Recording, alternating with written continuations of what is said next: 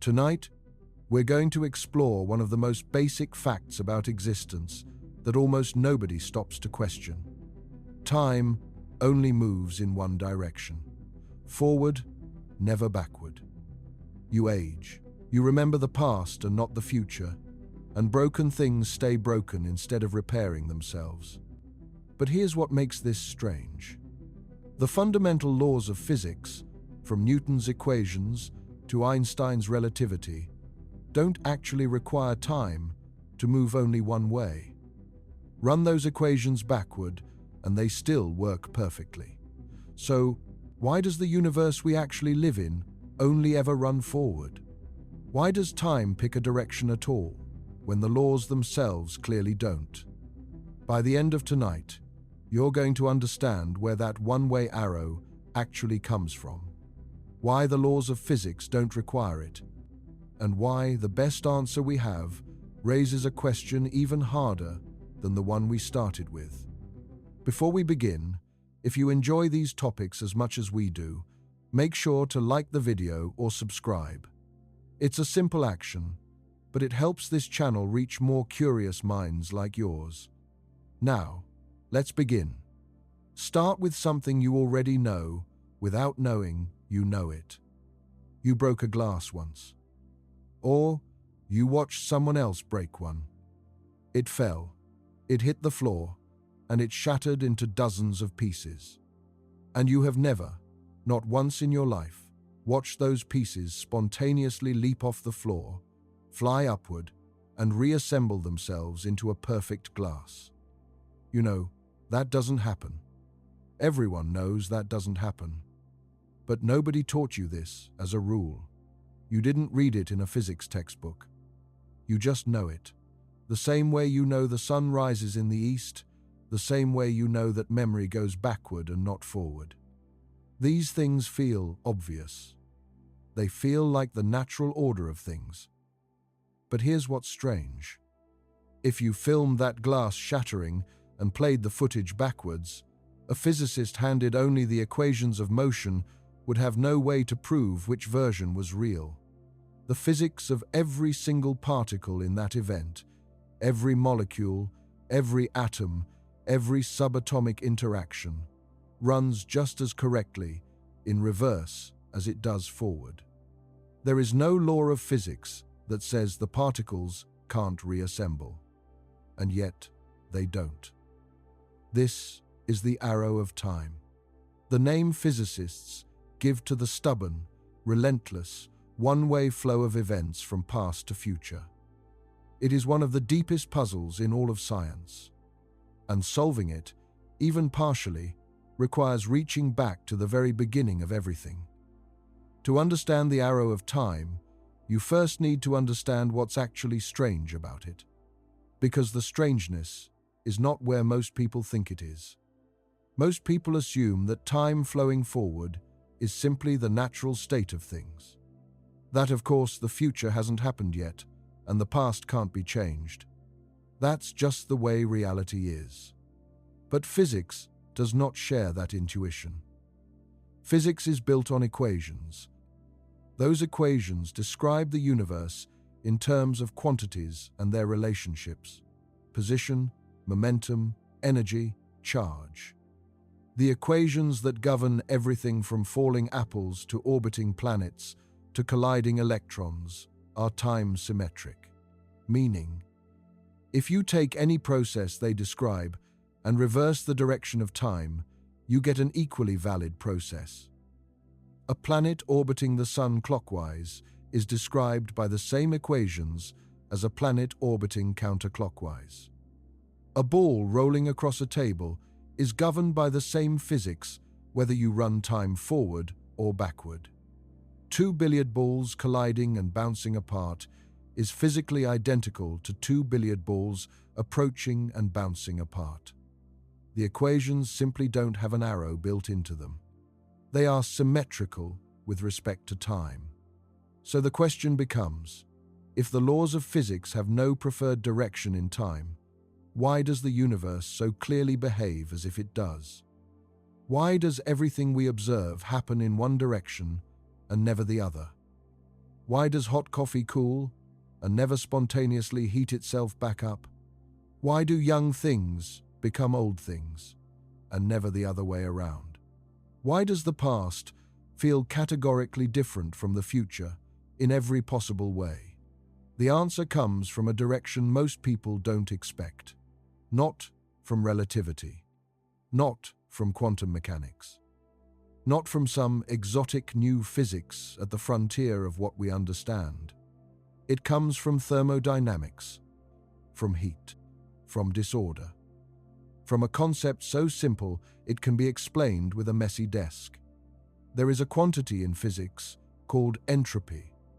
The word sounds technical, but the idea is almost embarrassingly simple. Entropy is a measure of disorder.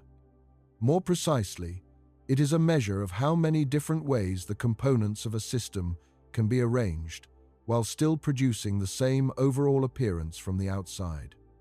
Think about a deck of playing cards. There is exactly one arrangement of the deck that counts as perfectly sorted.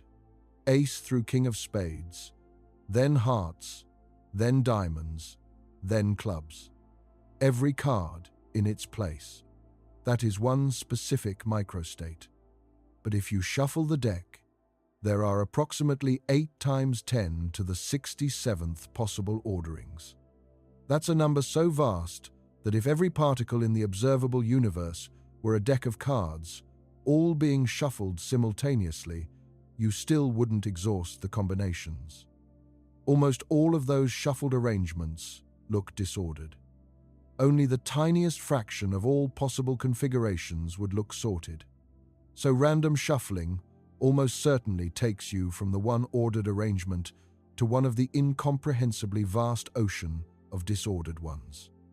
This is entropy, the number of microstates compatible with a given macrostate.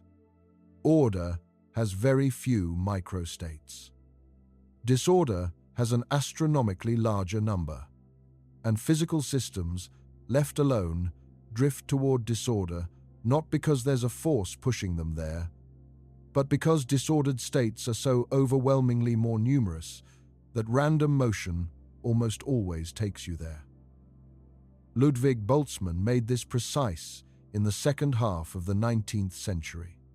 Working in Vienna and Graz, Boltzmann showed that the macroscopic quantity called entropy, which Rudolf Clausius had defined in terms of heat flow, was actually a count of microscopic possibilities. Boltzmann wrote this down as an equation: S equals K times log W. Where S is entropy, K is a constant we now call Boltzmann's constant, and W is the number of microscopic configurations compatible with the observed macroscopic state. This equation is so fundamental that it's carved on Boltzmann's gravestone in Vienna. It says something profound. The second law of thermodynamics, entropy increases in isolated systems, is not a fundamental prohibition baked into the laws of physics. It is a statistical consequence of the overwhelming preponderance of disordered states over ordered ones. Entropy increases because there are so many more ways to be disordered than ordered. That's it. That's the whole story. Except that this simple fact turns out to be connected to everything. Boltzmann's ideas were fiercely contested in his own time. Critics included the mathematician Ernst Zermelo and the chemist Wilhelm Ostwald. Zermelo invoked the Poincaré recurrence theorem. Henri Poincaré had proven that any isolated mechanical system, given enough time, will eventually return arbitrarily close to its initial state. If the universe is a mechanical system governed by time-symmetric laws, it must eventually recur. Entropy must eventually decrease. So entropy can't really always increase. Boltzmann's response was precise. Yes, recurrence happens, but the timescales are astronomical. For a container of gas with a realistic number of molecules, the recurrence time is so vast that comparing it to the age of the universe would be like comparing a single atom to the observable universe in size. In any practical sense, the second law holds absolutely. The fact that recurrence must eventually happen doesn't mean it's relevant on any timescale that matters. Boltzmann was right, but the battle took its toll. He spent decades defending ideas that his contemporaries found unacceptable. He never saw his work fully vindicated. He passed away in 1906. The atomic theory he had championed was confirmed just a few years later. Statistical mechanics became the foundation of modern physics. And the arrow of time he helped explain has been pointing in one direction ever since, with no exceptions and no ambiguity. When you pour hot coffee into a cool room, the heat doesn't stay in the cup, it spreads. The fast-moving molecules of hot liquid collide with the slower molecules of the surrounding air, sharing their kinetic energy outward. The coffee molecules slow down. The air molecules speed up slightly. The heat diffuses until everything reaches the same temperature. That's the higher entropy state. More uniformity in the distribution of energy. More microstates compatible with the observed arrangement. The reverse process, your cool coffee spontaneously pulling heat from the surrounding room and getting hotter while the room gets colder, is not forbidden by any law of particle physics. Every individual molecular collision is governed by time-symmetric equations. Any individual collision could run in reverse. But the overall event of heat flowing from cool to hot, spontaneously, never happens. Because the number of precise molecular configurations that would produce that outcome is so fantastically small relative to the total number of possible configurations that it is, for every practical purpose, zero. Not actually zero. But so close that waiting for the age of the universe would not help you even slightly. This is the second law of thermodynamics. In any isolated system, entropy tends to increase or stay the same. It never spontaneously decreases. The second law has never been observed to fail. Not once in all of scientific history. In every experiment, in every physical process ever measured, the second law holds. And because entropy increases in one direction of time, that increase defines which direction is forward. The arrow of time is not a fundamental law built into the deepest equations of physics. It's a statistical fact about the way systems evolve when you start from a low entropy state. Time goes forward because entropy goes up. And entropy goes up because there are overwhelmingly more disordered states than ordered ones. But this raises a question that turns the whole framework upside down. If entropy always increases, and if higher entropy is the overwhelmingly probable state, then where did the low entropy come from? If the universe tends so powerfully toward disorder, that means it must have started in a very special, very ordered state. And that is exactly what the evidence shows. The universe began approximately 13.8 billion years ago in a state of almost unimaginable order. Not order in the sense of complexity or structure. The early universe was remarkably simple. An almost perfectly uniform, almost perfectly smooth sea of matter and energy, expanding outward from the Big Bang. The key word is almost. There were tiny quantum fluctuations, ripples in the density of matter at scales far smaller than an atom, variations of about 1 part in 100,000. Those fluctuations mattered enormously because they seeded all the structure in the universe we see today. Every galaxy, every star, every planet, every living thing, all of it ultimately traces back to those original quantum ripples in the infant universe. But the broader point is this: the early universe was in a state of extraordinarily low entropy. Not because it was small, not because it was hot, but because its matter and energy were distributed in an almost perfectly uniform way. And uniformly distributed energy is somewhat counterintuitively a low entropy state in a gravitational universe. This point is important enough that it deserves careful attention. In a universe without gravity, uniform distribution would be high entropy. Spread everything out evenly, and you have maximum disorder. Every position is equivalent to every other. Nothing interesting is happening anywhere. That would be maximum entropy. But gravity changes the accounting completely. When gravity operates over large scales, clumping becomes the higher entropy configuration. Stars represent matter falling together under gravity. As matter falls inward, gravitational potential energy is released as heat and light. The star radiates that energy into the surrounding universe. The total entropy of the star, plus all its radiated energy, is higher than the entropy of the diffuse gas cloud it formed from. Galaxies forming from the gravitational collapse of large gas structures increase entropy.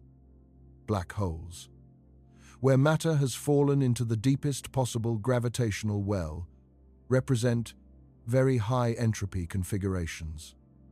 And when black holes eventually evaporate via Hawking radiation, releasing their stored energy as thermal photons spread through a cold universe, entropy reaches its maximum. So the early universe, smooth and uniform and without structure, was actually at the bottom of an entropy mountain in gravitational terms. An extraordinarily special state, far below the maximum entropy that physics allows. And the entire history of the universe since then is the story of entropy climbing that mountain, clumping into stars, burning hydrogen into heavier elements, exploding as supernovae, scattering heavy elements across galaxies, forming new generations of stars from enriched material, forming planets from the leftovers, growing chemistry on those planets, growing life from that chemistry, growing minds from that life, minds that ask about the arrow of time, all of it. Every process you've ever witnessed or experienced or been is the universe grinding its way from low entropy to high. And that grinding has a direction, forward. That is the arrow of time. But the mystery doesn't end there. It deepens. Here is the puzzle that the past hypothesis creates. The second law of thermodynamics says entropy increases toward the future. But the statistical argument behind the second law is completely time-symmetric. If you apply the statistical reasoning blindly, without any additional assumptions, you'd conclude that entropy should be higher in both directions from any given moment in time. Any moment you happen to occupy should be a local minimum of entropy relative to both its past and its future. But that's not what we observe. We observe the past as consistently lower in entropy than the present. And the further back in time we look, the lower the entropy gets. The universe was more uniform 1 billion years ago than it is now. More uniform 10 billion years ago. More uniform still at the Big Bang. We do not observe entropy increasing in both directions from the present. We observe it increasing in only one direction, toward the future. Why? If the laws of physics are time-symmetric, why is there an asymmetry in what we observe when we look backward in time versus forward? The answer is the past hypothesis. Stated simply, the universe began in a state of very low entropy.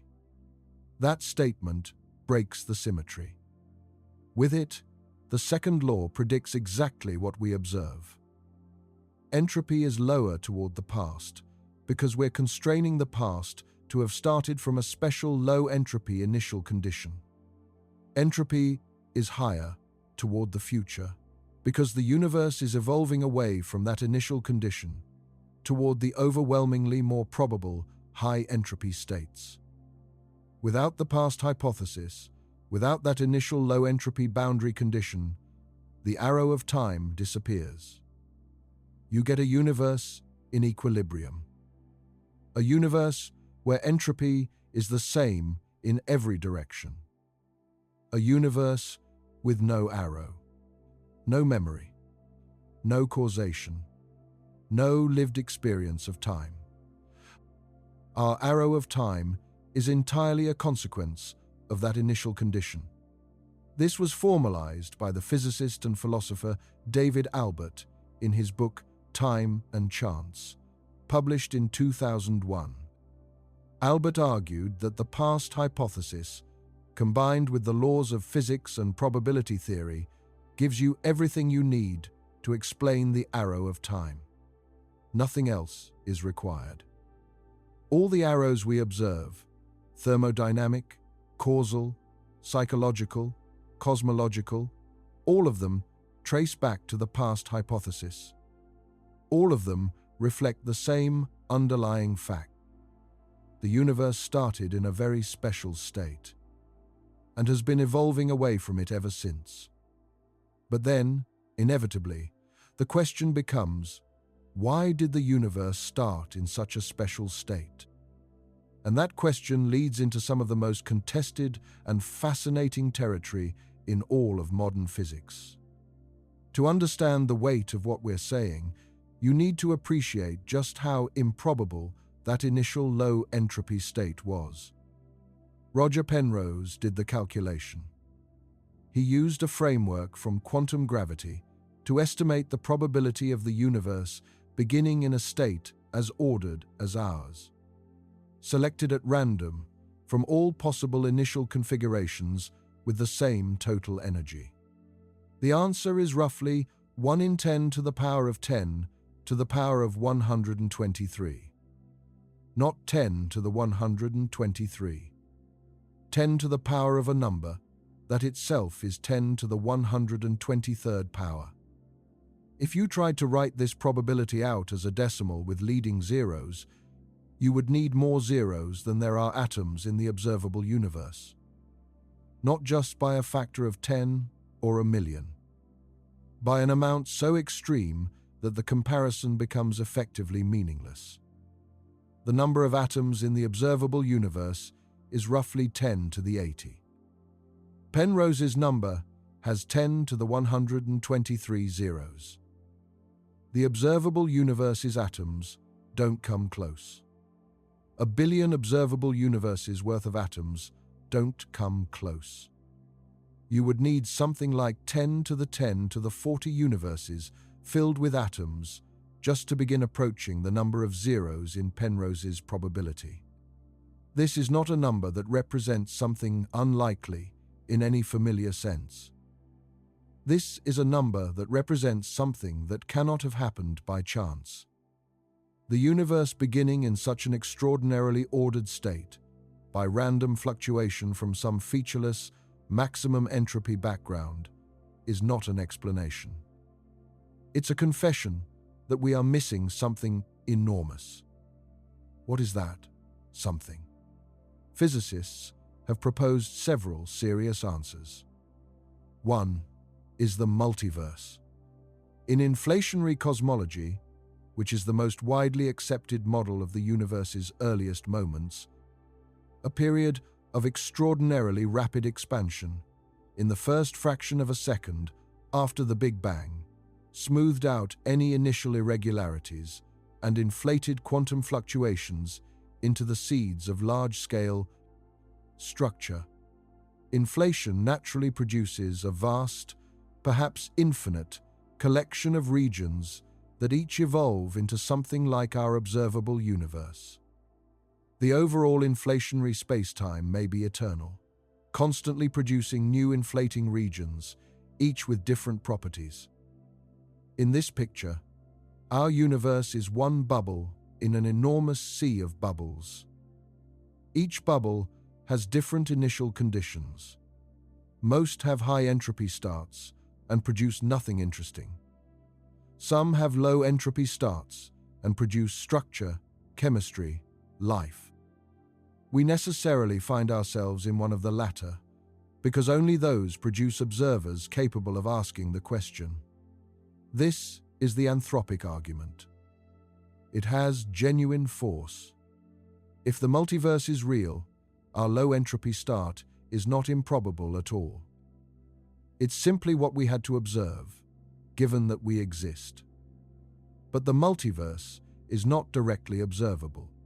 It's a theoretical extrapolation from inflationary cosmology. And the anthropic argument, while logically valid, leaves many physicists dissatisfied. It explains why we observe a low entropy start. It doesn't explain the mechanism. It doesn't tell us what physics actually determined our particular initial conditions. Penrose himself has been skeptical of the multiverse approach. He has developed his own framework, conformal cyclic cosmology. In Penrose's picture, the universe goes through endless cycles called aeons. Each aeon begins with a Big Bang state and ends with an extremely dilute, cold universe dominated by photons and other massless particles. The critical insight is that in the very far future, when matter has completely decayed and only massless radiation remains, the geometry of the universe acquires a special mathematical property called conformal invariance. Massless particles don't experience time in the standard sense. At the speed of light, time dilation becomes infinite. The geometry of that final state is conformally equivalent to the geometry of a Big Bang. The end of one eon maps, mathematically, onto the beginning of the next. The cosmic death of one universe seeds the cosmic birth of another. Each aeon has its own low entropy beginning, its own arrow of time, its own history of stars and galaxies, and potentially life. And, crucially, Penrose argues there are physical signals that pass from one aeon to the next. Imprints in the cosmic microwave background. Circular patterns that might be echoes of collisions between supermassive black holes in the previous aeon. Some researchers have claimed to see these patterns in the data. Others dispute their statistical significance. The debate continues. But the framework represents a serious attempt to explain the past hypothesis rather than just assume it. Other approaches involve quantum cosmology, the attempt to apply quantum mechanics to the universe as a whole. James Hartle and Stephen Hawking proposed what's called the no-boundary proposal. In their framework, time itself is not fundamental near the Big Bang. Near the beginning, time becomes like a spatial dimension. The universe has no boundary in time, no moment before the Big Bang. The initial state of the universe is determined by the quantum mechanics of the no-boundary condition, and this condition aims to produce a low entropy starting point. The arrow of time emerges not from some arbitrary initial condition imposed from outside, but from the dynamics of quantum cosmology itself. This approach is beautiful, but technically incomplete. Calculating realistic predictions from the no-boundary proposal is extremely difficult. And there are deep conceptual questions about what it means to apply quantum mechanics to the universe as a whole, including what constitutes an observer and what constitutes a measurement. The initial low-entropy state of the universe remains one of the great open questions in science. And the arrow of time, in its entirety, depends on its resolution. While the thermodynamic arrow is the most fundamental, there are several arrows of time we experience, and understanding how they connect reveals the architecture of time's asymmetry. There's the thermodynamic arrow. Entropy increases. There's the psychological arrow. We remember the past, but not the future. There's the causal arrow.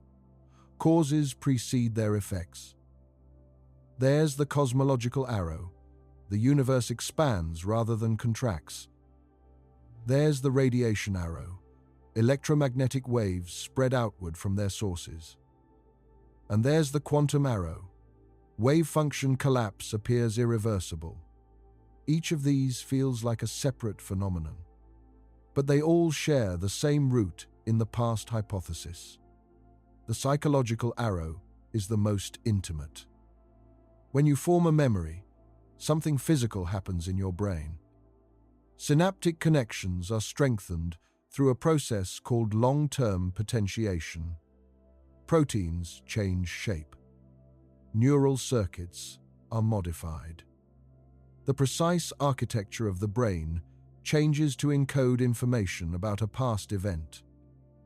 That physical change is a record, an imprint, a trace left by something that happened. And forming that record costs energy and increases entropy. This is not a coincidence. Rolf Landauer showed in 1961 that erasing one bit of information from a memory device must release a minimum amount of heat into the environment. The energy is at least K times T times log 2 joules, where K is Boltzmann's constant and T is the temperature of the environment. This is called Landauer's principle. It connects information, energy, and entropy at the most fundamental level. Every bit of information written, every memory formed, every record created, costs energy and generates heat, increases entropy. The formation of records, of memories, of physical traces is thermodynamically driven.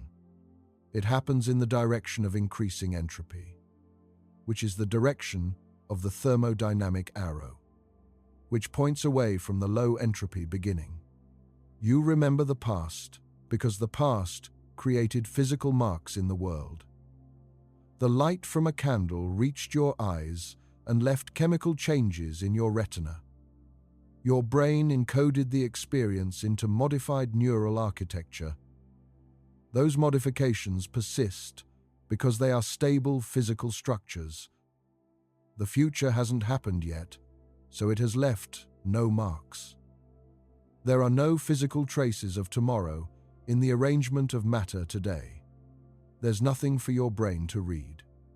The causal arrow follows the same logic. Causes create records of themselves in their effects.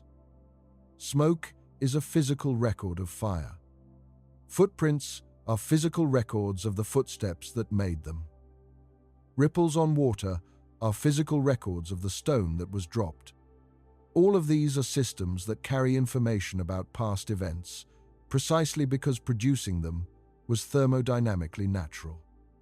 Because entropy went up when they formed.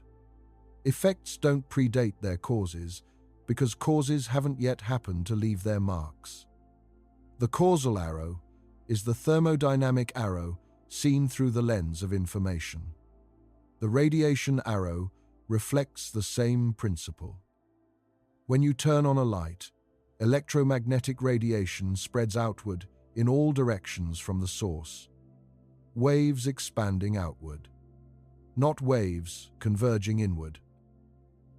Maxwell's equations, which govern electromagnetic radiation, are perfectly time-symmetric. The time reverse of an outgoing wave is an incoming wave, converging from all directions to a single point. Both are valid solutions to the equations. But you never see radiation spontaneously converging from all of space to a single point. You never see light collapsing into a light bulb. Why? Because the converging solution requires precise coordination of the electromagnetic field across vast regions of space. Low entropy initial conditions. The expanding solution doesn't require that precision. It emerges naturally from a localized source. The radiation arrow is the thermodynamic arrow expressed in electromagnetic fields. And the cosmological arrow, the expansion of the universe, is part of the same story. The universe is expanding because it began with the Big Bang, with an extraordinarily compressed, energetically concentrated, low entropy initial state. The expansion is, in part, what it means for the universe to evolve away from that special starting point. As the universe expands, matter and energy become more spread out, more diluted, less concentrated. Entropy increases. If the universe were contracting, entropy would still increase, but toward the compressed future rather than the diffuse future. The thermodynamic arrow would still point in the same direction as the contracting arrow. All arrows point the same way because they all trace back to the same source. One initial condition. One low entropy beginning. One past hypothesis. There is something important to understand about entropy that most discussions gloss over. When we say entropy increases, we mean entropy tends to increase in systems that aren't being carefully controlled from the outside. Your body, for example, does not have increasing entropy. A living organism maintains a highly ordered, far from equilibrium state by continuously importing low entropy energy and exporting high entropy waste. You eat food, which contains chemical energy stored in ordered molecular structures. You break that chemical energy down through metabolism. You release heat and carbon dioxide, which are higher entropy outputs. The total entropy of the food you ate, plus the oxygen you breathed, is lower than the total entropy of the heat you produced, plus the carbon dioxide you exhaled, plus the kinetic energy of your movement. By consuming low entropy food and releasing high entropy heat and waste, you maintain the improbable ordered structure that is a living body. Erwin Schrödinger described this with beautiful precision in his 1944 book, What is Life? He said that living organisms feed on negative entropy. What he meant is that life exploits the difference between the low entropy inputs and the high entropy outputs to maintain local order. The order of the organism is paid for by increasing the disorder of the surrounding environment. The second law is not violated. It is obeyed by the organism at the cost of the environment. This is what all life does. Plants capture low-entropy sunlight and convert it to high-entropy heat and infrared radiation. In between, they build the ordered structures of leaves and roots and seeds.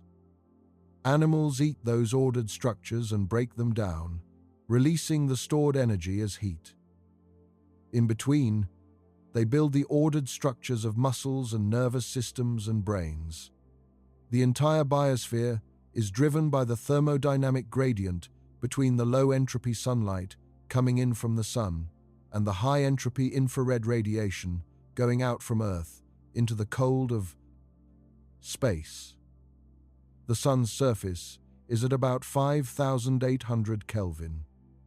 Earth's surface averages about 288 Kelvin. Earth radiates about the same total energy back into space that it receives from the sun. Otherwise, it would heat up continuously. But the energy from the sun arrives as high-frequency visible light in relatively few high-energy photons. The energy Earth radiates back arrives as low-frequency infrared in many more low-energy photons spread across a large range of wavelengths. The entropy of the outgoing radiation is higher than the entropy of the incoming radiation. The difference represents the entropy generated on Earth. The entropy generated by all of Earth's processes. Weather systems, ocean currents, geological activity, and life. All of it is powered by the entropy gradient between the sun's low-entropy light and the cold universe's high-entropy dark. The arrow of time powers biology. Without it, there would be no free energy. Without free energy, there would be no life. Without life, there would be no minds asking why time only moves in one direction. The arrow of time is not just a feature of the universe we happen to inhabit. It's a precondition for our existence. Without it, we couldn't be here. And the fact that we're here to notice it, to wonder about it, to study it, is itself a consequence of it. There's another angle on the arrow of time that deserves attention. The role of complexity. Entropy measures disorder, but disorder and complexity are not the same thing. A completely ordered crystal has low entropy. A completely disordered gas has high entropy.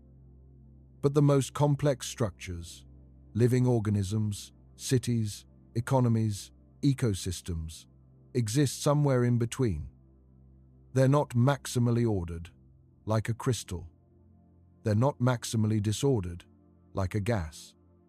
They're somewhere in the middle, at the edge between order and chaos, where complexity can exist, where computation can happen, where information can be processed and stored and used. The physicist Stuart Kauffman and others have argued that this region, at the edge of chaos, is where interesting things happen, where life arises, where evolution operates, where intelligence emerges. And this region exists only because the arrow of time is moving entropy from the low initial state toward the high final state.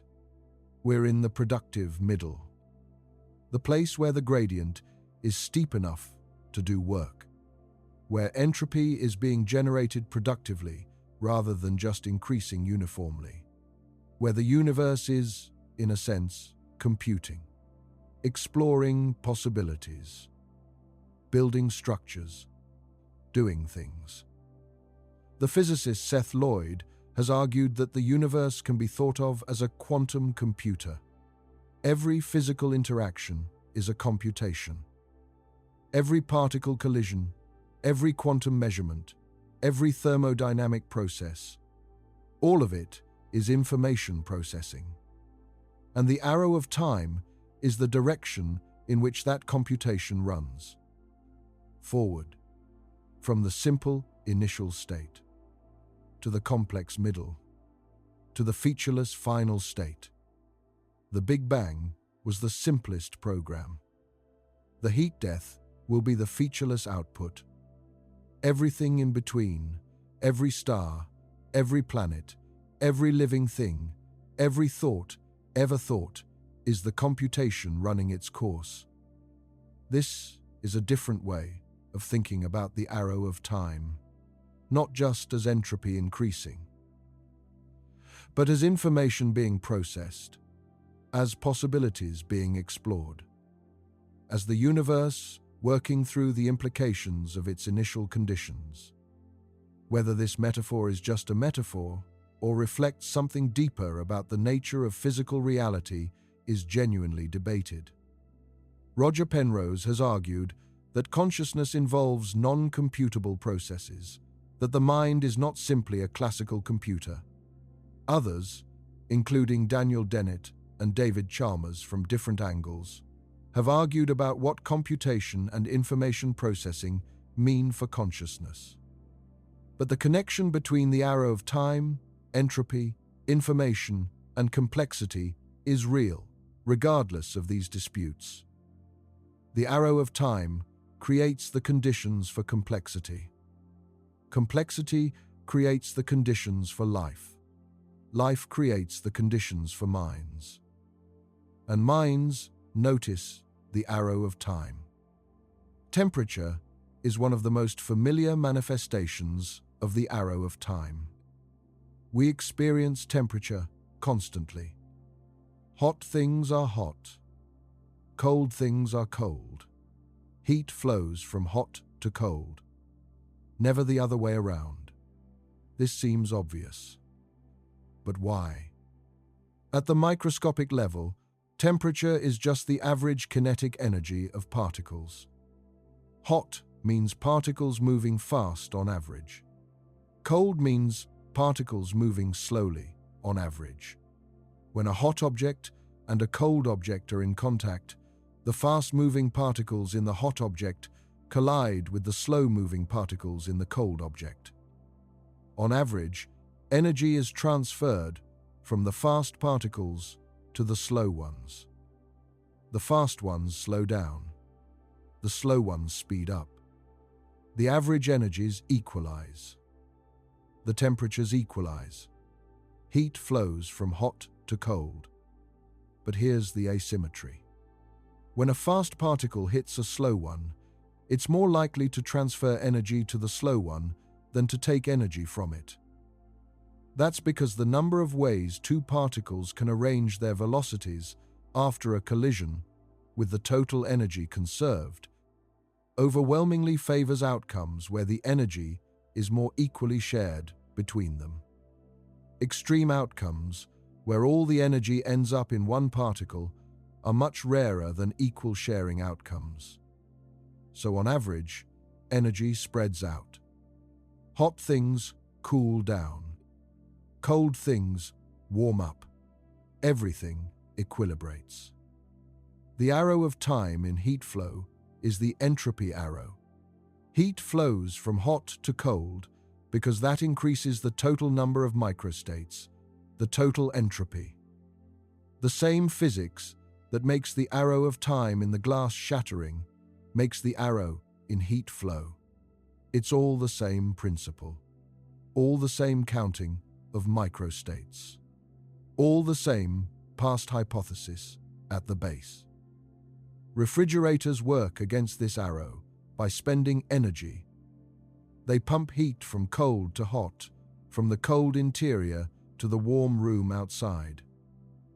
But this only works because they're connected to the electrical grid, which is connected to power plants, which are burning fuel and generating entropy. The refrigerator's interior gets colder, but the total entropy of the universe increases. The second law is obeyed. You can create local decreases in entropy, but they always come at the cost of larger increases elsewhere. This is why you can't build a perpetual motion machine. Any machine that extracts work from a temperature gradient uses up that gradient. The hot reservoir cools. The cold reservoir warms. The gradient decreases. Eventually, the temperatures equalize and the machine stops. To keep it running, you need to continuously restore the gradient, which costs energy, which increases entropy somewhere else. The universe is the ultimate perpetual motion machine skeptic. It enforces the second law everywhere, always, without exception. There's a beautiful and strange connection between the arrow of time and the phenomenon of decoherence in quantum mechanics. Decoherence is what happens when a quantum system interacts with its environment. In isolation, a quantum system can maintain superpositions indefinitely. An electron can be spin up and spin down simultaneously in a superposition of states as long as it doesn't interact with anything. But real quantum systems are never perfectly isolated. They're always interacting with their environments. Photons bounce off them. Air molecules collide with them.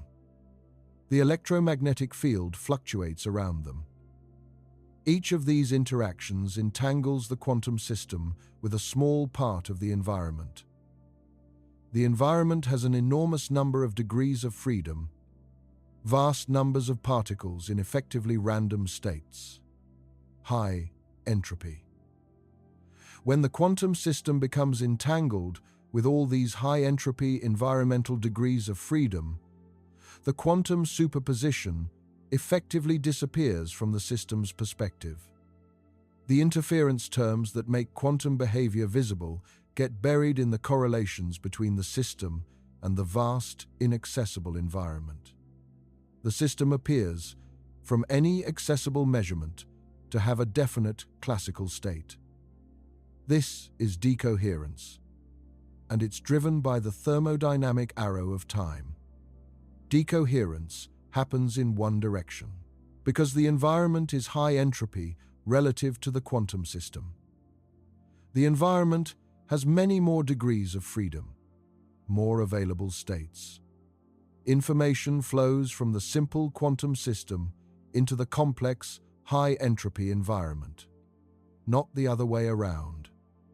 Because the environment has an enormous number of accessible states and the quantum system has a small number, the direction of information flow, from simple to complex, from ordered to disordered, is the thermodynamic arrow.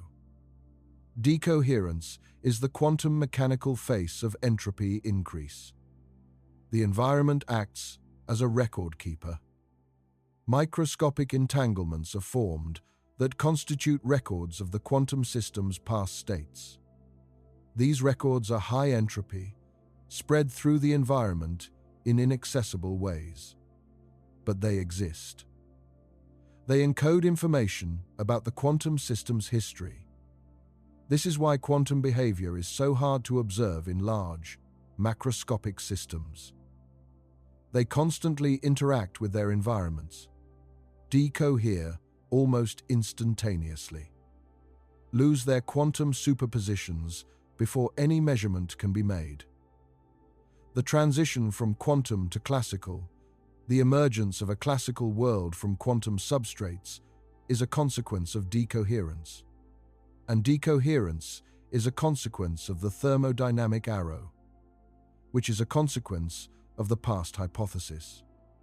The classical world you experience, with definite objects in definite states, exists because of the low entropy beginning of the universe. Without the past hypothesis, without the initial special state, decoherence would still happen. But there would be no arrow, no preferred direction, no record of the past, no classical world, no experience.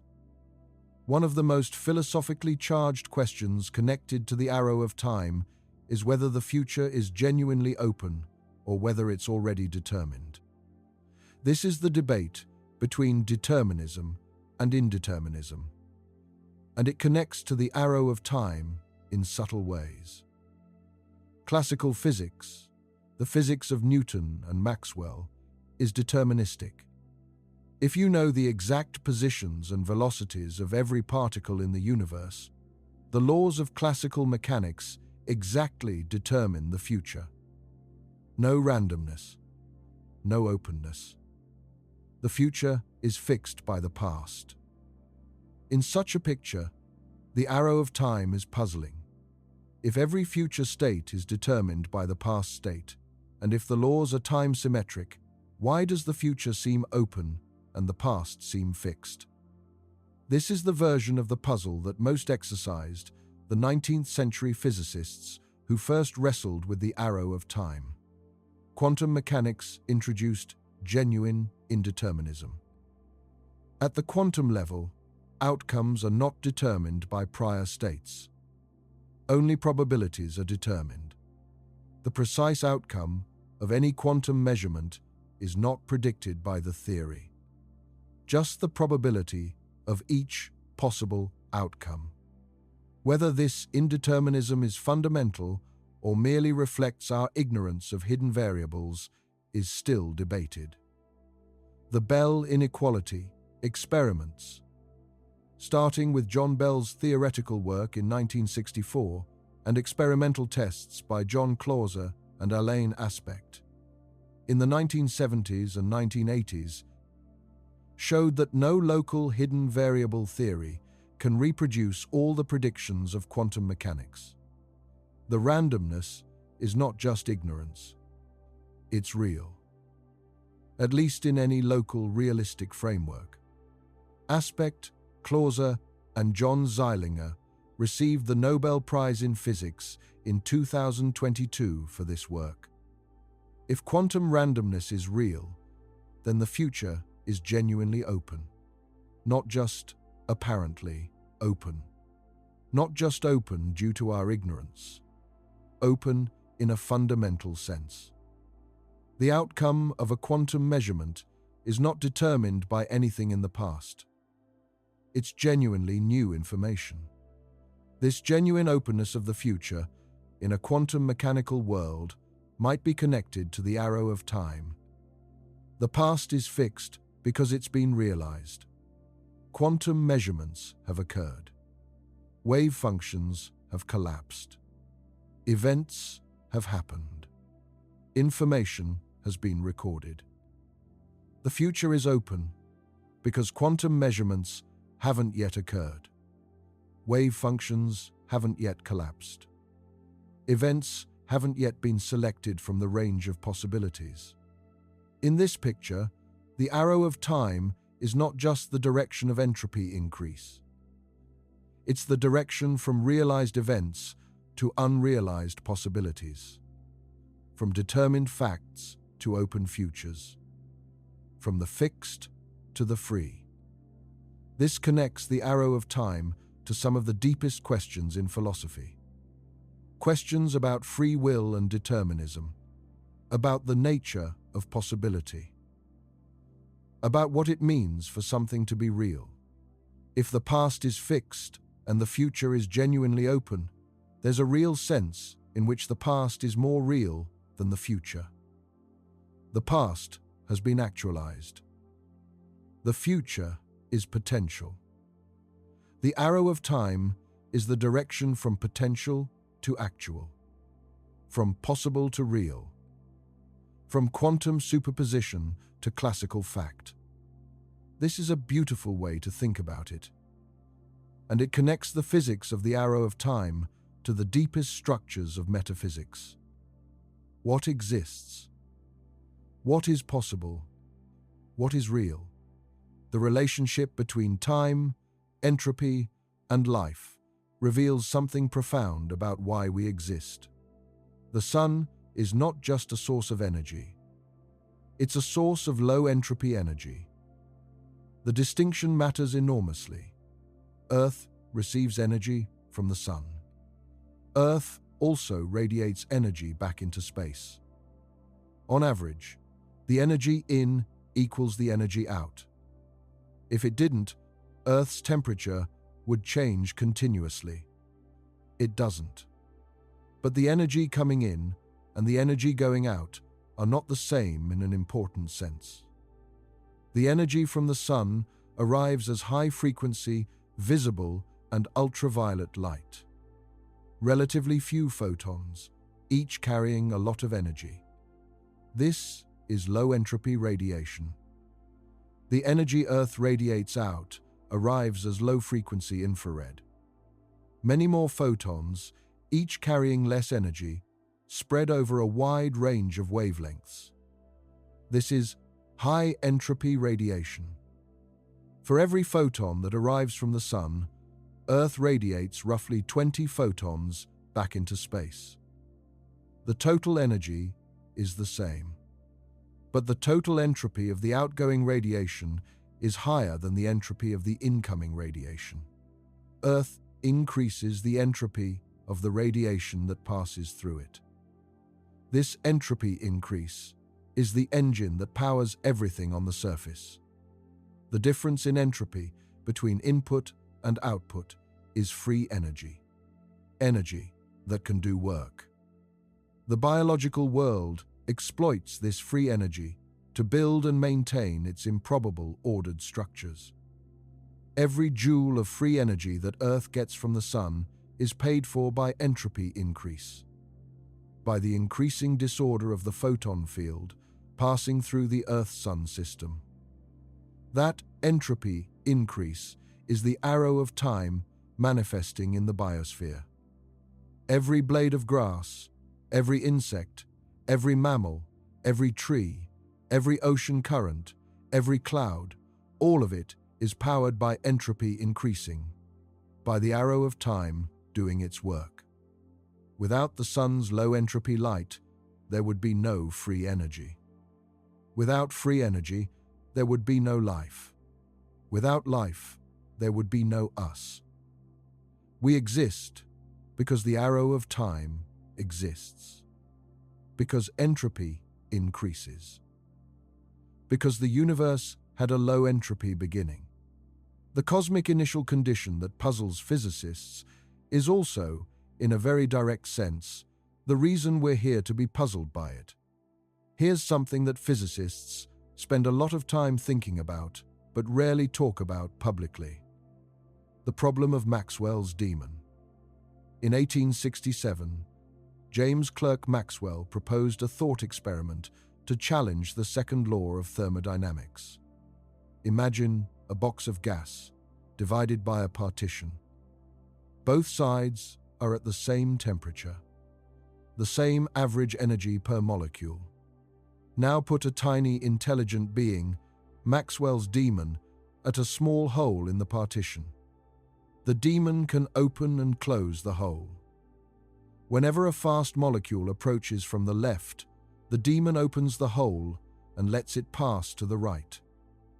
Whenever a slow molecule approaches from the right, the demon opens the hole and lets it pass to the left. Over time, the right side gets hotter. The left side gets colder. A temperature difference has been created, seemingly for free. The demon has reversed the arrow of time locally, created order out of disorder, decreased entropy, without doing any work. This would violate the second law.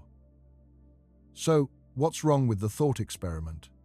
The resolution came from Leo Szilard in 1929 and was fully worked out by Rolf Landauer in 1961 and Charles Bennett in the 1980s. The demon has to measure each molecule, to know whether it's fast or slow, to know which side it's coming from. The demon has to store that information somewhere, in its memory. That storage is a physical process. And Landauer's principle says that when the demon's memory fills up and it has to erase information to continue, that erasure costs energy and releases heat. The heat released by erasing the demon's memory is at least as large as the entropy decrease achieved by sorting the molecules. The second law is saved. The demon is not defeated by a mysterious force. It's defeated by the thermodynamics of information. The connection between information and entropy is not metaphorical. It's physical, real, measurable. Every bit of information you process, every thought you form, every memory you make, has a thermodynamic cost. Entropy must increase somewhere to pay for it.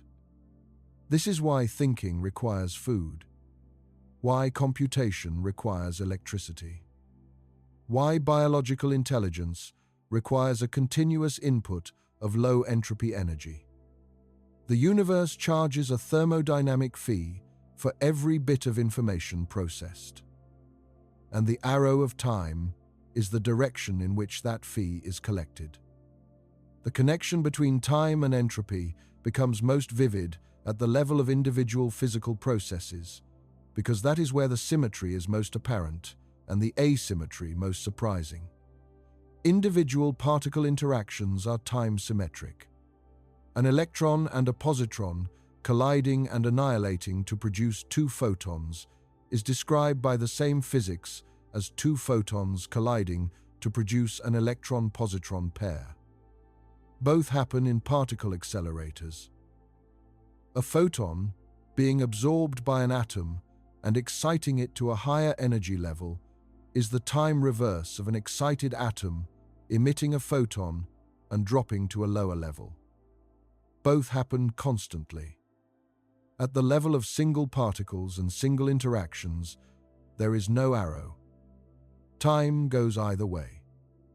But in 1964, at Brookhaven National Laboratory, an experiment discovered something that shocked the physics community. James Cronin and Val Fitch were studying particles called kaons. Kaons are mesons, composite particles built from a quark and an antiquark. They had been discovered in cosmic rays in the late 1940s and were reasonably well understood by the 1960s. Cronin and Fitch were looking for violations of a symmetry called CP symmetry. C stands for charge conjugation, swapping every particle with its antiparticle. Flip every particle to antimatter and back. P stands for parity, mirroring all three spatial directions simultaneously. Flip left and right, up and down, forward and back. Apply both operations together, and you have CP. Most physicists expected CP symmetry to be an exact symmetry of all physical processes. Apply it to any valid physical process, and you get another valid physical process. This seemed almost as fundamental as conservation of energy. Cronin and Fitch found that it wasn't. Kaon decays, violated CP symmetry at about the 3 parts per thousand level. Small but unmistakable, reproducible, real. By the CPT theorem, which holds in any consistent quantum field theory, violation of CP implies violation of T, time reversal symmetry. The physical laws at the quantum level have a genuine asymmetry with respect to time, a built-in preference for one direction. Cronin and Fitch received the Nobel Prize in Physics in 1980 for this discovery. Over subsequent decades, CP violation was found in B mesons.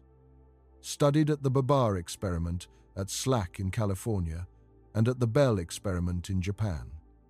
CP violation was incorporated into the standard model of particle physics through a mechanism proposed by Makoto Kobayashi and Toshihide Masukawa in 1973.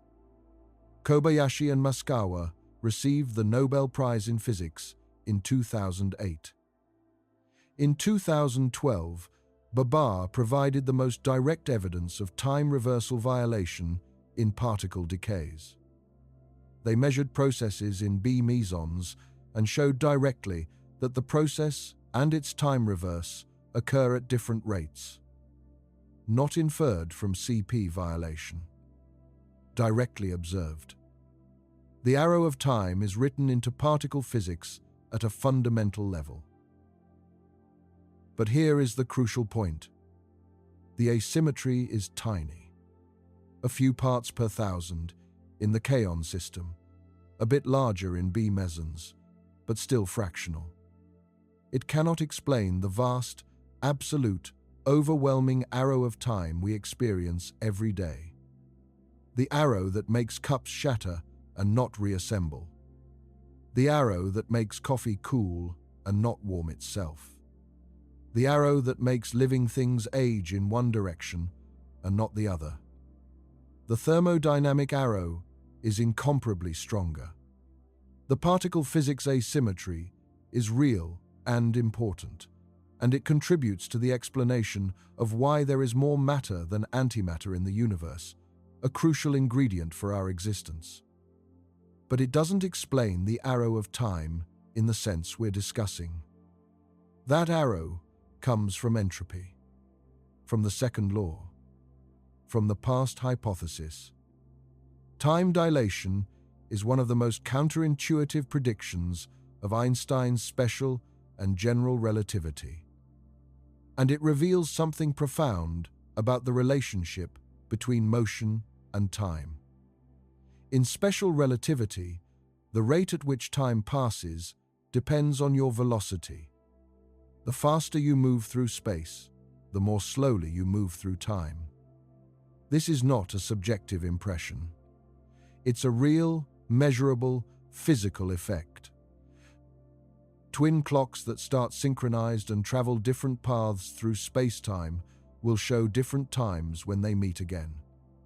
The one that moved faster through space moved slower through time. This effect has been measured countless times in particle accelerators. Muons, which are particles similar to electrons but much heavier, are produced by cosmic rays in the upper atmosphere. They are unstable and decay rapidly. In the lab at rest, a muon's average lifetime is about 2.2 microseconds. But muons created by cosmic rays at altitudes of tens of kilometers reach the Earth's surface at the rate they do only because their high speed, close to the speed of light, dramatically slows their aging. From the ground's perspective, their internal clock runs slow. They last long enough to reach the surface. From the muon's perspective, the atmosphere is length contracted and the distance to Earth is much shorter. Both perspectives are consistent. Both describe the same physical outcome. Time dilation is real. GPS satellites must account for it to maintain accuracy.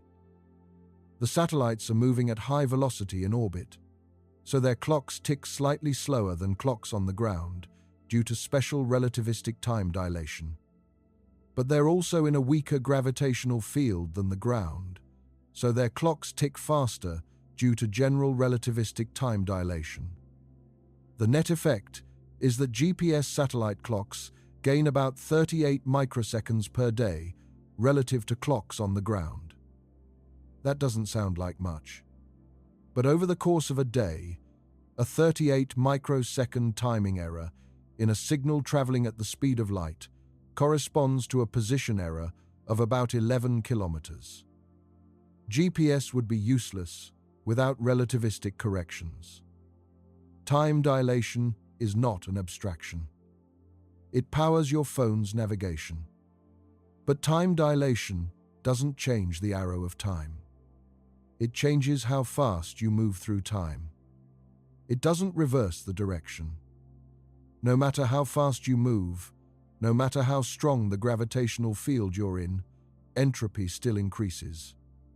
The second law still holds. Records still form of past events. The future is still ahead, the past still behind. Time dilation stretches or compresses the duration of proper time along a world line. But it doesn't flip the arrow. The direction remains fixed. Forward. Toward higher entropy. No matter the path through space-time. There is a remarkable asymmetry in the way we think about the past and future that physics has difficulty explaining directly. We speak of the past as settled, determined, done. We speak of the future as open, possible, not yet decided. And we have a very strong intuition that we can influence the future but not the past, that our choices matter for what comes next. That agency is real, that we are not merely watching a film play out, but are participants who make things happen.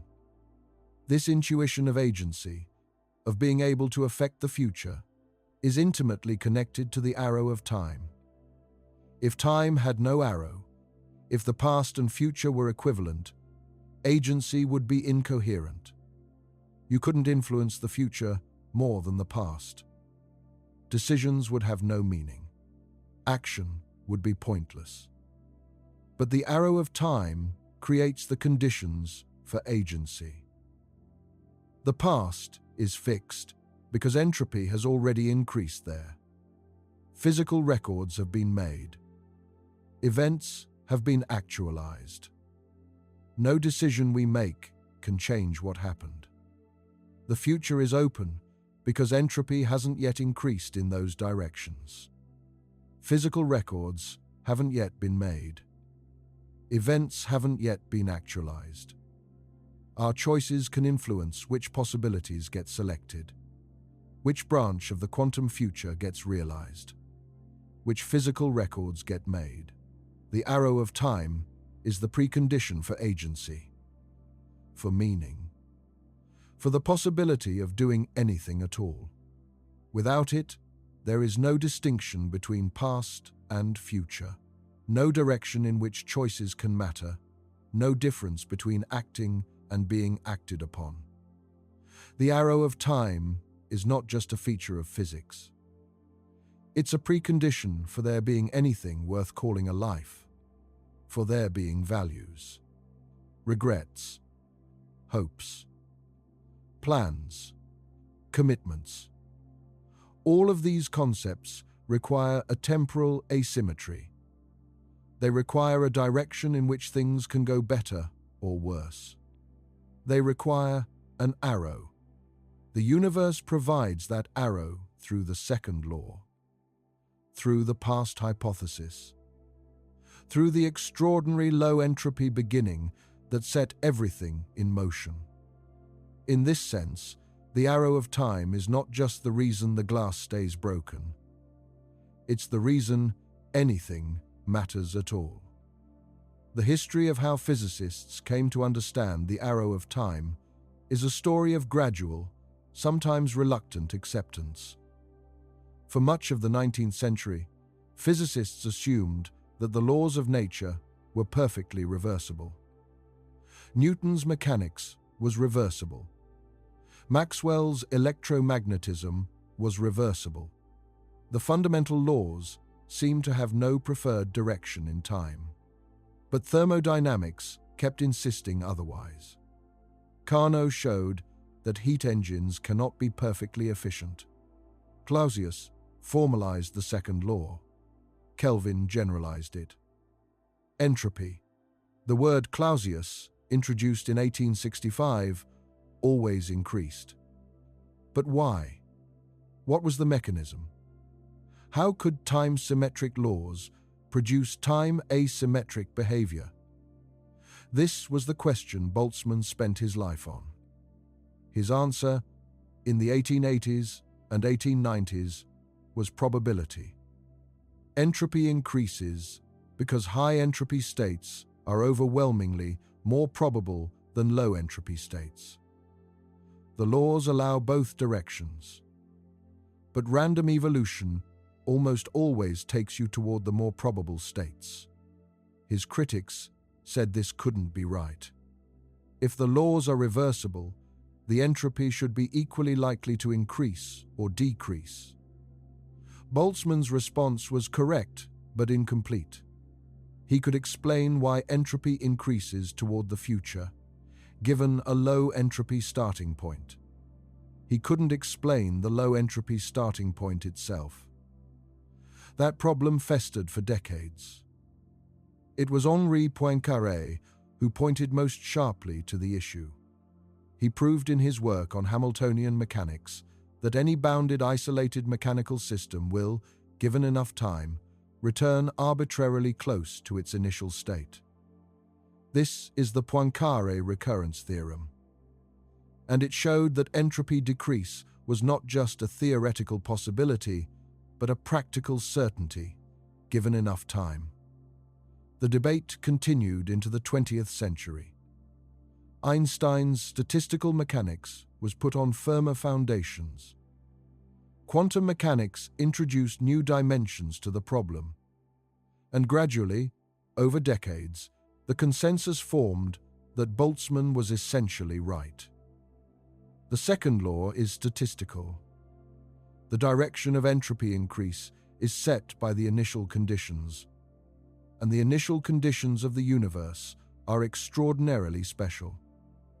This is the modern understanding, the past hypothesis. The low entropy Big Bang. The arrow pointing away from the beginning and toward the end. It's an understanding that emerged slowly, through debate and experiment and theoretical work spanning more than a century. It's still not complete. But it's the best we have. And it's genuinely profound. There is one more physical phenomenon that connects deeply to the arrow of time: friction. Friction is everywhere. Whenever two surfaces slide against each other, kinetic energy is converted to heat. A block sliding across a table slows down. Its kinetic energy becomes thermal energy in the block and the table. The molecules of the surfaces vibrate faster. The temperature rises slightly. The kinetic energy of the directed motion, low entropy, becomes the thermal energy of random molecular motion, high entropy. Entropy increases. The arrow of time is visible. No one has ever seen friction work in reverse. No one has ever seen a warm surface spontaneously eject a block and give it kinetic energy, while the surface cools. The physics would allow it, but it never happens. The reason is the same as always. There are many more ways for the energy to be distributed randomly among the molecules of the surface than there are ways for it to be concentrated into the directed motion of a block. So, random thermal fluctuations almost never happen to be in the right configuration to do the reverse. Almost. In quantum mechanics, at very small scales, something related to friction reversal does happen. Quantum fluctuations can spontaneously eject particles from surfaces. In superfluids and superconductors, quantum coherence allows frictionless flow. At ultra-cold temperatures, quantum effects can dominate over thermal fluctuations. But these are quantum effects. They operate at the very small scales where quantum mechanics dominates. At the macroscopic level, friction is absolute. The direction is fixed. The arrow points one way. Air resistance is the same story. A ball thrown through the air slows down. Its kinetic energy becomes thermal energy in the air. Entropy increases. The ball never spontaneously speeds up by cooling the air around it.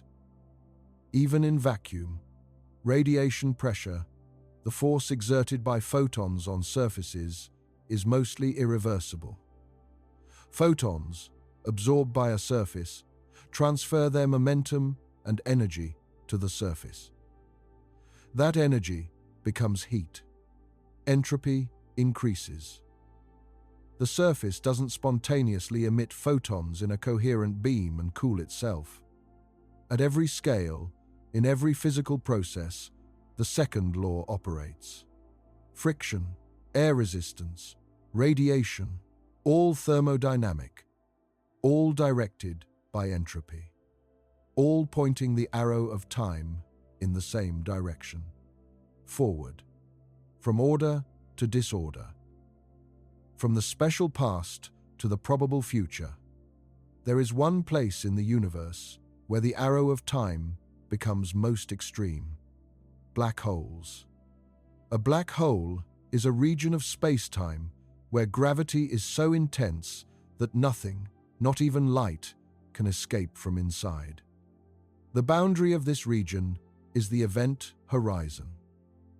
And the event horizon is the most absolute one-way boundary in the known universe. Not just in the spatial sense, in the temporal sense. For an object falling through the event horizon, the direction toward the singularity at the center becomes not just spatially unavoidable, but temporally unavoidable. The singularity is not a place. It's a time, a future time, unavoidable as tomorrow. Outside a black hole, you can choose your direction in space freely. You move forward in time, whether you want to or not. Inside a black hole, you still move forward in time. But the structure of space-time is so warped that the entire future light cone of every event inside the horizon is aimed at the singularity. Every possible future trajectory, for any particle or person moving in any direction at any speed, points toward the singularity. You can fire a rocket in any direction. You can try to go sideways or backward or any conceivable spatial direction. None of it changes where you're going, because the singularity is not where you are. It's when you are. This is what physicists mean when they say the roles of space and time are exchanged inside a black hole. Outside, space is the free dimension, and time is the constrained one. You can move in any spatial direction, but must always move forward in time. Inside, the situation is similar in a precise mathematical sense. The radial coordinate pointing toward the singularity has become time-like. It's in the future of every event inside the horizon. And you cannot travel backward in time any more inside a black hole than outside. So you cannot travel away from the singularity. It is the end of time for everything inside the horizon. The arrow of time inside a black hole is the arrow of time taken to its geometrical extreme. Outside, it's a statistical tendency enforced by probability. Inside, it's a geometrical fact enforced by the structure of space-time itself. The singularity is in your future. And that's that. Stephen Hawking contributed the most unexpected chapter to the story of black holes and time. In the early 1970s, Hawking was thinking about black holes using quantum mechanics.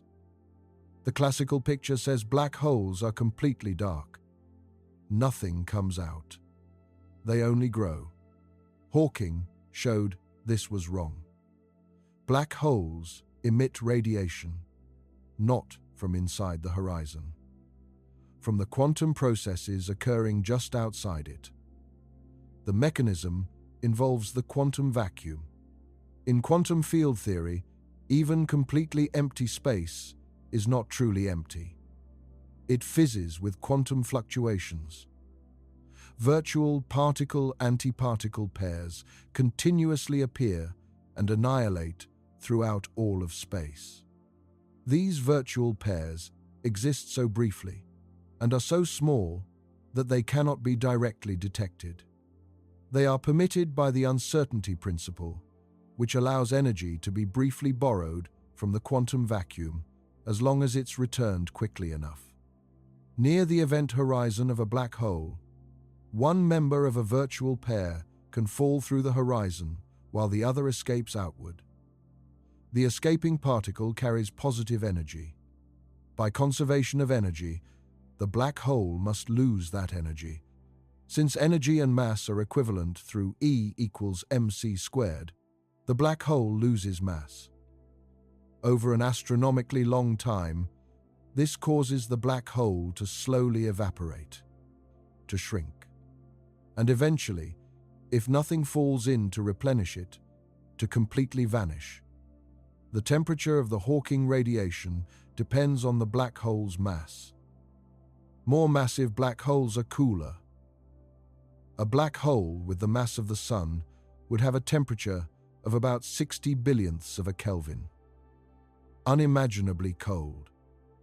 The cosmic microwave background, the ancient radiation filling all of space, is at about 2.7 Kelvin. That's roughly 45 million times hotter than the Hawking temperature of a solar mass black hole. Real black holes absorb far more radiation from the cosmic background than they emit as Hawking radiation. They don't evaporate, they grow in the current epoch. Only when the universe has cooled far below the Hawking temperature of a given black hole will it begin to lose mass. For stellar mass black holes, this won't happen for something like 10 to the 67th years. For supermassive black holes, the timescale is closer to 10 to the 98th to 10 to the 100 years. Numbers so vast, they have no physical analog in the current universe. But Hawking radiation created a profound conceptual crisis. The information paradox. The information paradox is one of the deepest, unresolved problems in theoretical physics. Here is the issue. Quantum mechanics is built on a property called unitarity. Unitarity says that quantum evolution is perfectly reversible. If you know the complete quantum state of a system at any moment, you can, in principle, run the Schrödinger equation forward or backward and recover the complete quantum state at any other moment. Information is perfectly preserved. Nothing is lost. This is not a minor technical feature. It's a cornerstone of the mathematical structure of quantum mechanics. It ensures that probabilities always sum to 1. It makes the theory logically consistent. Unitarity holds. But when something falls into a black hole, the information about it seems to vanish. The quantum state of the infalling matter, the precise arrangement of every particle, every quantum number, every entanglement, all of it, seems to be trapped behind the event horizon. When the black hole evaporates through Hawking radiation, if that radiation is truly thermal, truly random, carrying no information about what fell in, then the quantum state is lost. The information about the infalling matter cannot be recovered from the outgoing radiation. Unitarity is violated. Quantum mechanics breaks down. This is the black hole information paradox. Hawking's initial position was that information is genuinely lost, that black holes represent a place in the universe where the arrow of time is so absolute that it permanently destroys quantum information, that the laws of physics are irreversible near black holes in a way they aren't elsewhere. Most physicists found this deeply uncomfortable. If quantum mechanics breaks at black holes, the most successful and precisely tested theory in the history of physics is wrong in a fundamental way. Something had to give. Over the following decades, arguments accumulated on both sides. Jacob Bekenstein showed in the early 1970s that black holes carry entropy proportional to the area of their event horizon. Specifically, 1/4 of the horizon area in Planck units. This is the Bekenstein-Hawking entropy formula. It tells us that black holes have an enormous number of internal microstates. A stellar mass black hole has an entropy of about 10 to the 77 bits.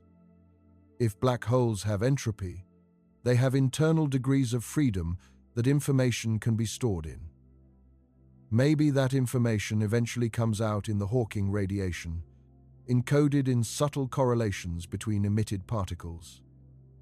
In 1997, Juan Maldacena published the ADS CFT correspondence, the anti-de Sitter conformal field theory correspondence.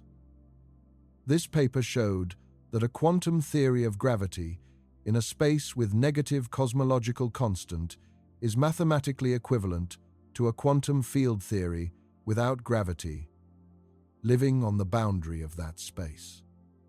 The two descriptions are dual. They contain exactly the same information. Unitarity holds in the boundary theory. Therefore, unitarity must hold in the gravitational bulk. Therefore, information is not lost in black holes. The reasoning is indirect. It applies in a specific mathematical setting. But the result convinced most theoretical physicists that information must be preserved. Hawking conceded in 2004. He had been wrong. Information is not lost. But the question of how information escapes, what the mechanism is, what happens physically at the horizon, remains genuinely open. A proposal called black hole complementarity, developed by Leonard Susskind, Gerard Hooft, and others, suggested a way out. From the perspective of an outside observer, infalling information is encoded in the Hawking radiation before it crosses the horizon.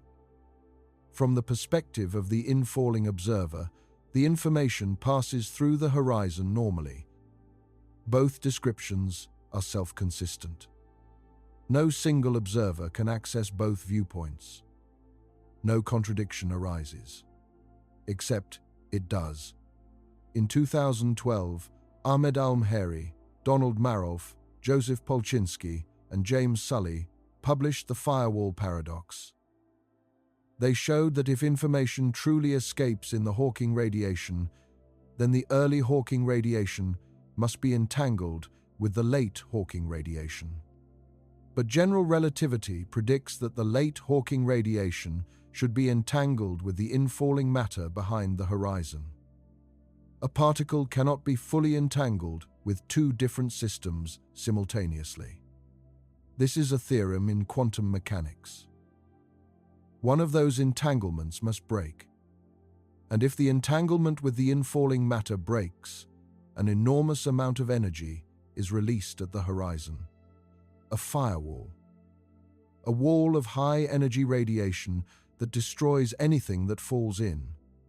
But Einstein's equivalence principle says that a freely falling observer crossing the horizon should feel nothing special there. The horizon is not a physical boundary. It's a mathematical surface. The laws of physics should be normal there. If there's a firewall, the equivalence principle is wrong. The firewall paradox puts two fundamental principles in direct conflict. Unitarity on one side, the equivalence principle on the other. Something must give. But what? In 2013, Juan Maldacena and Leonard Susskind proposed a possible resolution, the ER equals EPR conjecture.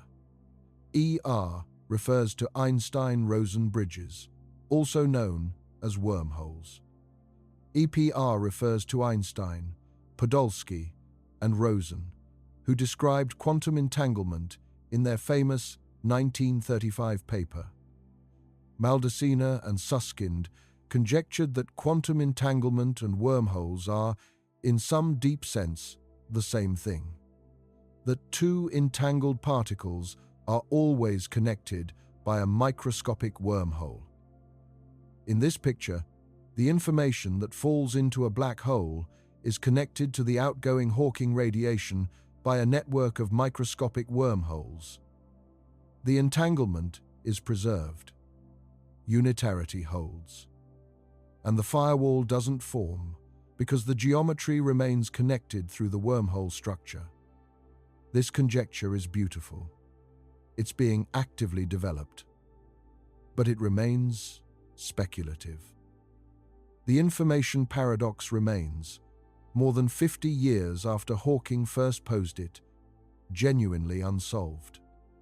And it remains intimately connected to the arrow of time. Whether information is lost at black holes tells us something fundamental about whether the laws of physics are ultimately reversible. About whether the arrow of time is built into the foundations of reality or emerges from boundary conditions. The resolution will matter. The connection between time and quantum mechanics extends beyond black holes to the very foundations of quantum theory. In quantum mechanics, before a measurement is made, a physical system exists in a superposition of possible states.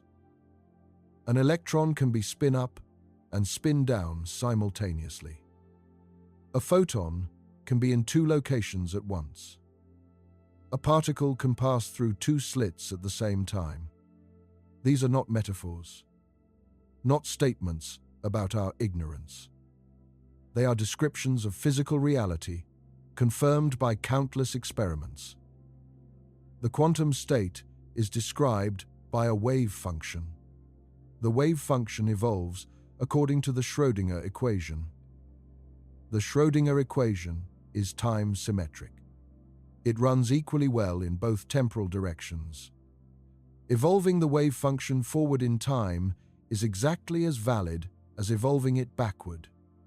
But when a measurement is made, something different happens. The wave function collapses. The superposition resolves into a single definite outcome. The electron is measured to be spin up. The photon is detected at this location. One result: definite. This collapse is not described by the Schrödinger equation. It's an additional rule, the Born rule, that gives probabilities for outcomes. And the collapse is irreversible. Once the electron is measured to be spin up, you cannot unmeasure it. You cannot restore the superposition. This is the quantum measurement arrow, a direction in time built into the act of measurement. Where does this irreversibility come from? This is the measurement problem, one of the most actively debated questions in the foundations of physics.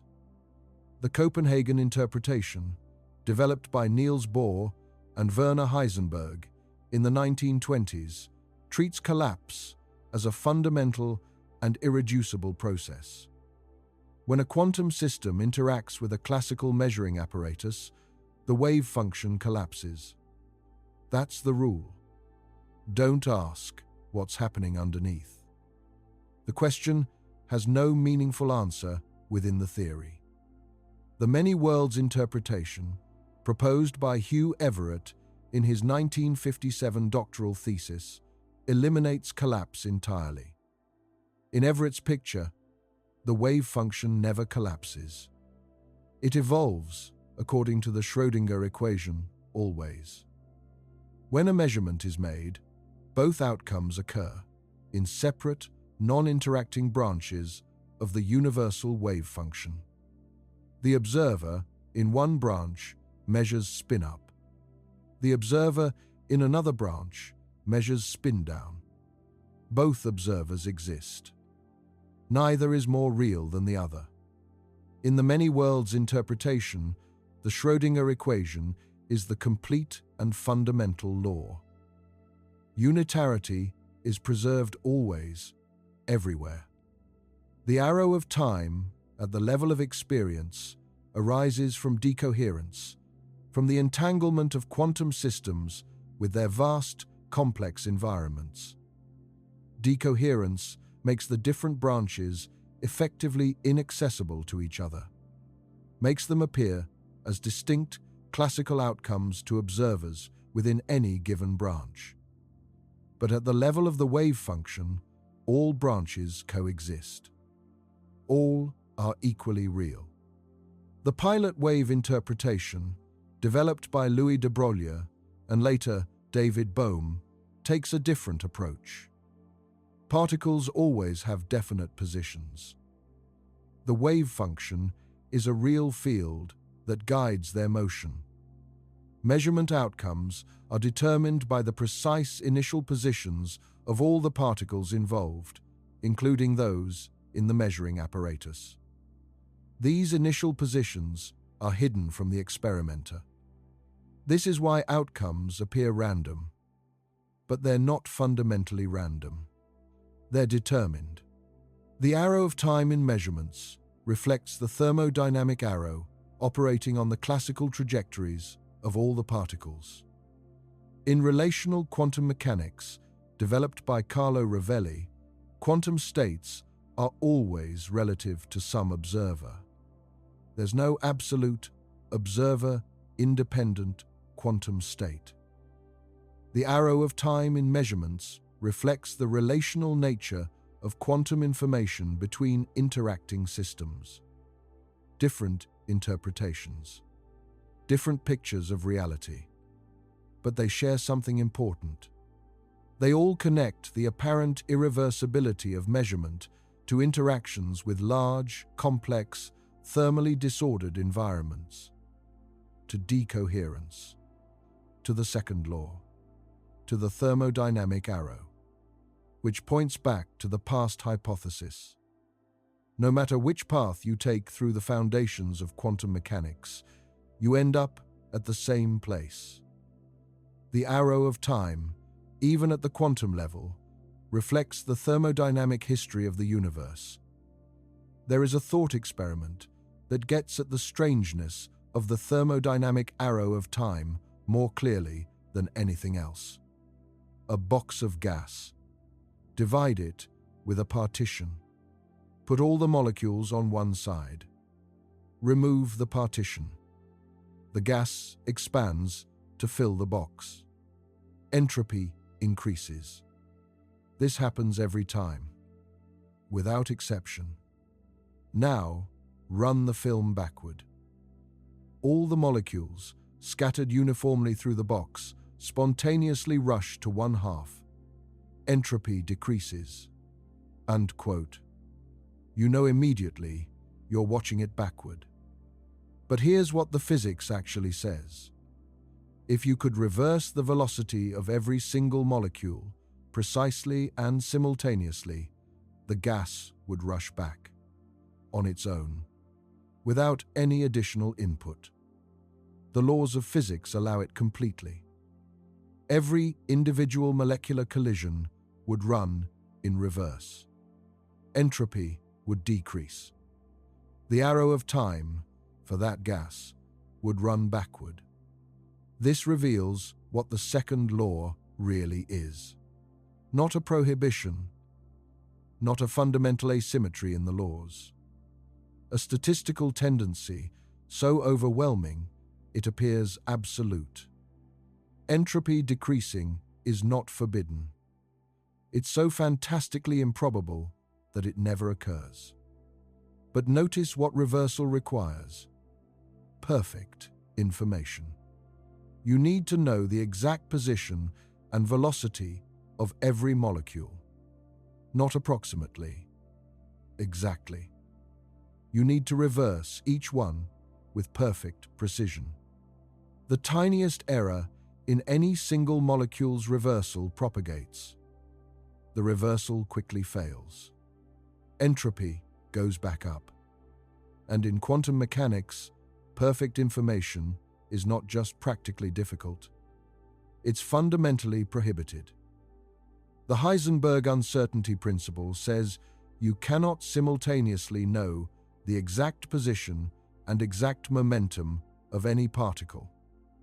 More precisely, the product of the uncertainty in position and the uncertainty in momentum must always be at least h bar over 2, where h bar is the reduced Planck constant. This is not a limitation of measurement technology. It's a feature of reality. Particles don't have simultaneously precise positions and momenta. The uncertainty is real. The information that would be required to reverse the arrow of time for any macroscopic system literally doesn't exist anywhere in the universe.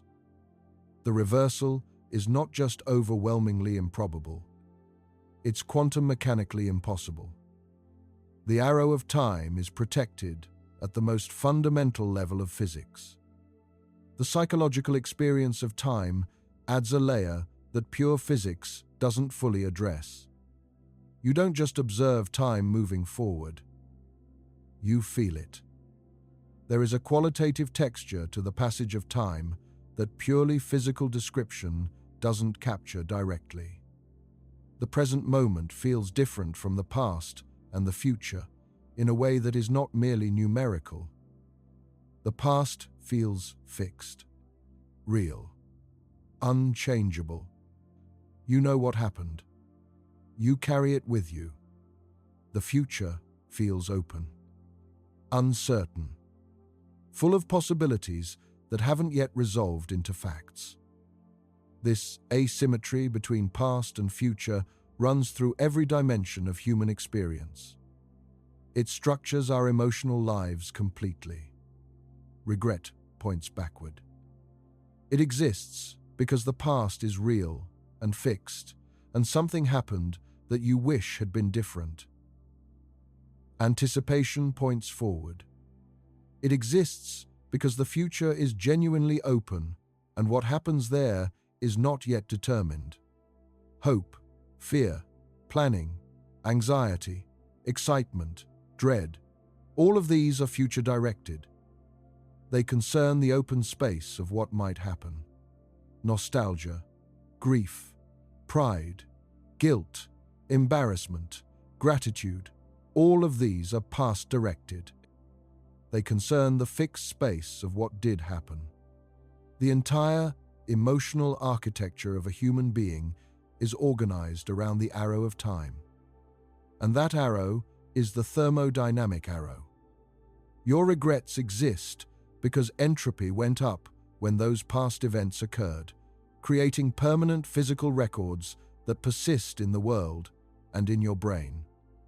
Your anticipations exist because entropy hasn't yet increased in the direction of the future events you're imagining. The difference between past and future, at the level of subjective experience, mirrors the difference between the fixed, high-entropy past and the open, lower-entropy future. This is not a metaphor. Your brain is a physical system.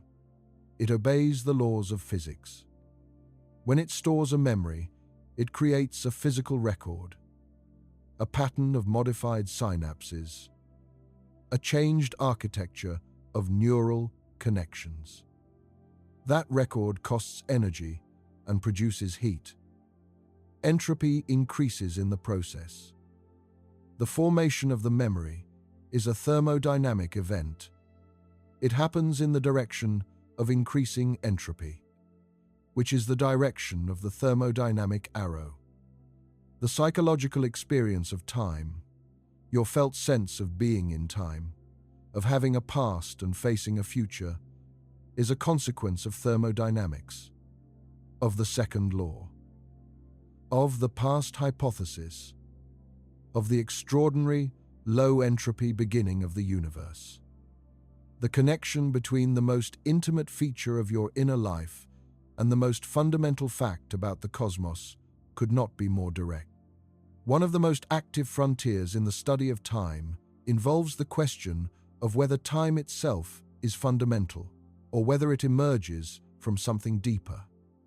This is not a settled question. In general relativity, time is a dimension of space-time. It's a coordinate. Different observers, moving at different velocities or in different gravitational fields, carve up space-time in different ways. They assign different time coordinates to the same events. There is no universal now. No absolute present shared by all observers.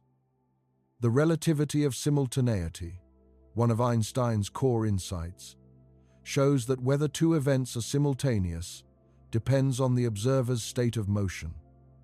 Two events that are simultaneous in one reference frame are not simultaneous in another. This suggests that what we call the present, the moment that seems uniquely real and immediate, is not a fundamental feature of space-time. It's a feature of how we, as physical systems moving in space-time, carve up the four-dimensional block into something that looks like a flowing present. The block universe picture follows naturally from this. In the block universe, all moments in time, past, present, and future, exist equally as parts of the four-dimensional space-time. The present is not more real than the past or future. It's just where you happen to be in the block. Time doesn't flow. Events simply are, arranged in space-time.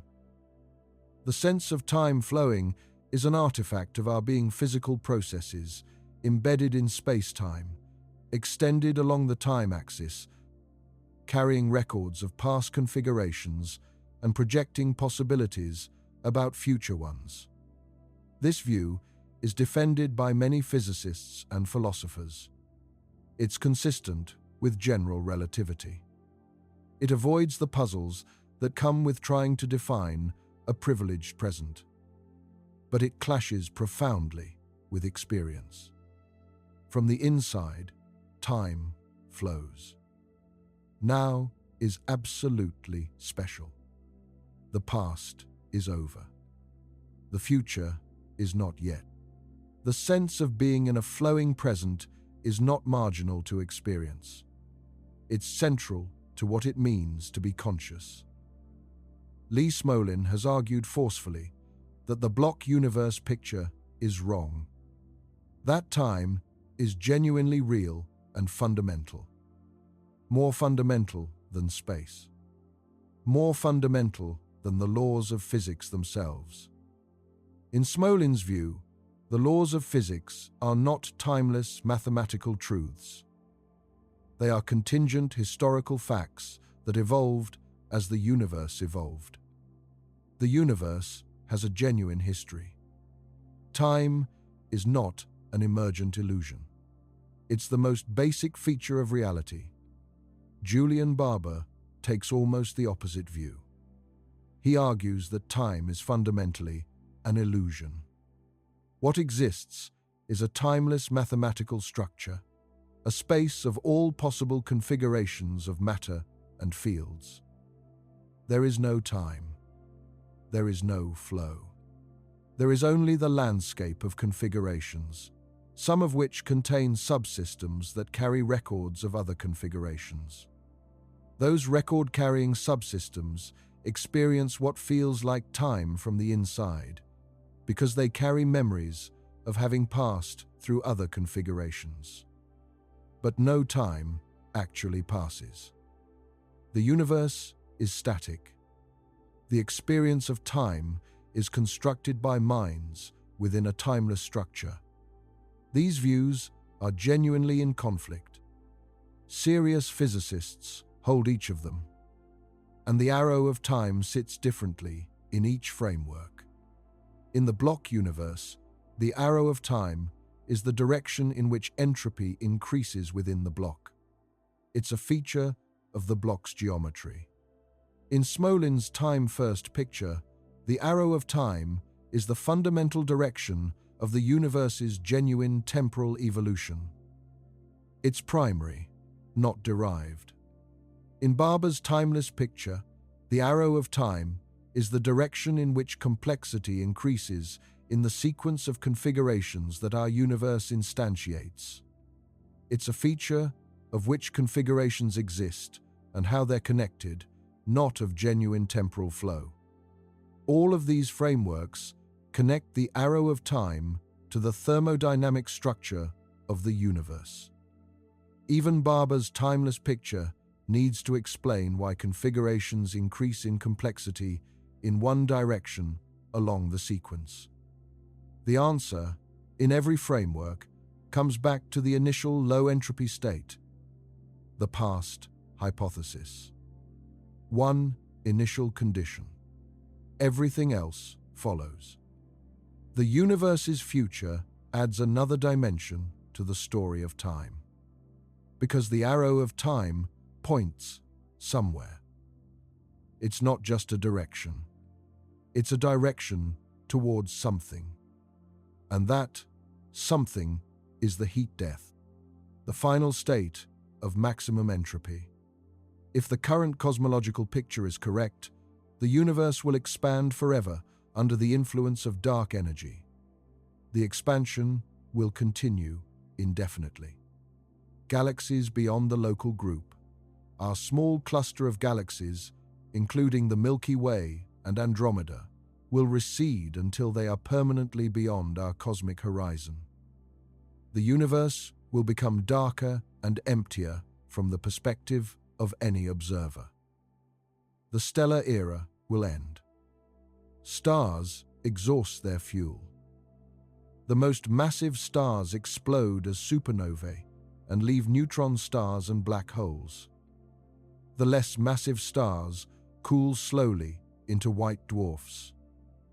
The very smallest stars, red dwarfs, burn so slowly that they'll shine for 10 to 100 trillion years.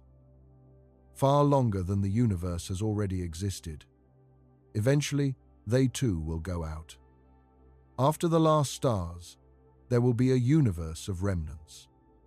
Cold white dwarfs slowly cooling toward absolute zero.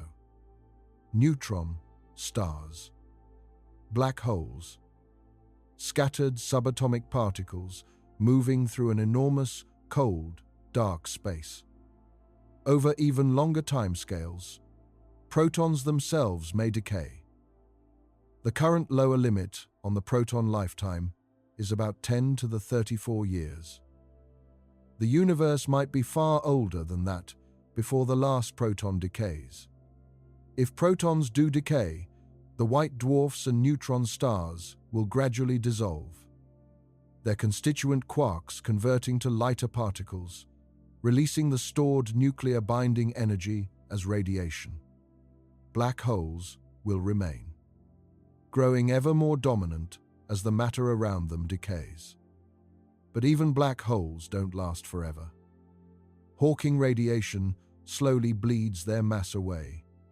Stellar mass black holes take around 10 to the 67 years to evaporate. The supermassive black hole at the center of the Milky Way, Sagittarius A, with roughly 4 million solar masses, will take around 10 to the 87 years.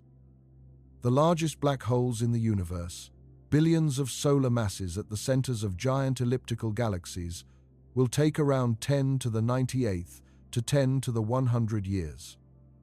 After the last black holes evaporate, the universe will consist of a cold, thin, uniform sea of photons, neutrinos, and electrons scattered through an enormously expanded space. The distances between particles will be so vast that interactions essentially never occur. The temperature will be immeasurably close to absolute zero. This is the heat death. Maximum entropy. No more energy gradients. No more structure. No more processes. No more events. Time still exists in principle. The arrow of time still points in its direction. But there is nothing in that direction. Nothing changes. Nothing happens. The arrow points at an empty future. A future indistinguishable from any other moment in the heat death. Featureless, endless, without content. This is where the universe is going. This is what the thermodynamic arrow points toward.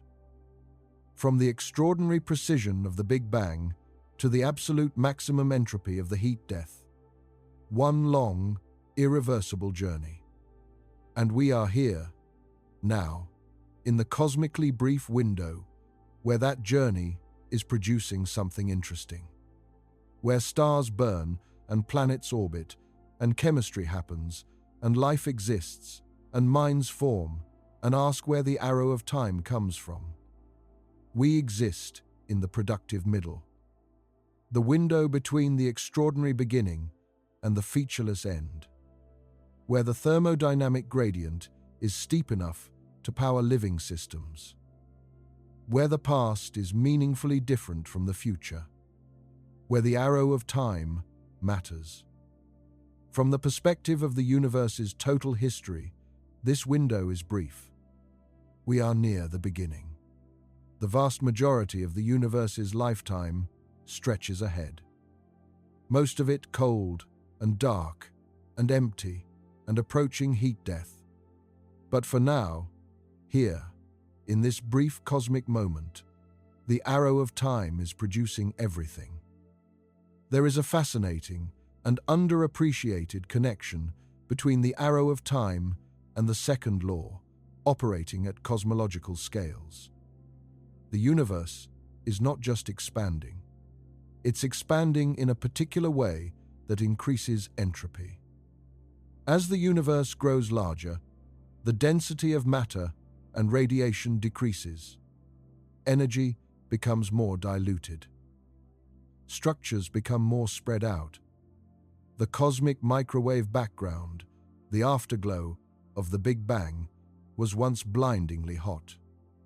It permeated the entire universe at temperatures of thousands of Kelvin. Now, 13.8 billion years later, it has cooled to 2.7 Kelvin. The photons haven't gone anywhere. They're still there, filling all of space. But the expansion of the universe has stretched their wavelengths, redshifted them, reduced their energy, increased their entropy. As the universe continues to expand and cool, the photons will become even colder, even lower energy, even higher entropy. The cosmic microwave background has a future, and that future is colder, more dilute, closer to maximum entropy. This cosmic expansion is itself an arrow of time. The universe gets larger. It does not spontaneously contract. It does not oscillate back and forth. It expands in one direction, continuously, at an accelerating rate. The expansion is driven by dark energy, the mysterious energy of empty space that behaves like Einstein's cosmological constant. Dark energy has a positive energy density that doesn't dilute as the universe expands. As matter and radiation spread thinner, dark energy becomes ever more dominant. The expansion accelerates. The future becomes ever more dominated by cold, dark, empty space. Entropy climbs toward its maximum. The arrow of time, at cosmic scales, is the expansion arrow. It points in the same direction as the thermodynamic arrow, because both trace back to the same source, the past hypothesis. The low entropy Big Bang, the extraordinary beginning. The question of why time moves in only one direction is, finally and honestly, still not fully answered. We know the shape of the answer. We know the pieces. Entropy, the past hypothesis, the extraordinary low entropy beginning of the universe. We know that every arrow of time we observe, every single one, traces back to that initial condition. But we don't know why the universe began in that state. We don't know whether the multiverse is real and what determines initial conditions within it. We don't know how information is preserved in black hole evaporation. We don't know which interpretation of quantum mechanics is correct. We don't know whether time is fundamental or emergent. We don't know whether the block universe is real or whether time genuinely flows. These are not obscure technical questions. They're central to our understanding of what the universe is, and they've occupied some of the greatest minds in the history of science. Boltzmann built the statistical mechanics that underlies our understanding of entropy. He spent years defending it against critics who found its implications too strange. He was right. But the defense was not easy. Einstein's equations of general relativity treat time as a dimension. His special relativity showed that the rate of time depends on velocity. His general relativity showed that gravity warps time. Yet, time in experience feels nothing like a spatial dimension. The tension between the physics and the phenomenology never fully resolved for Einstein. He returned to it repeatedly.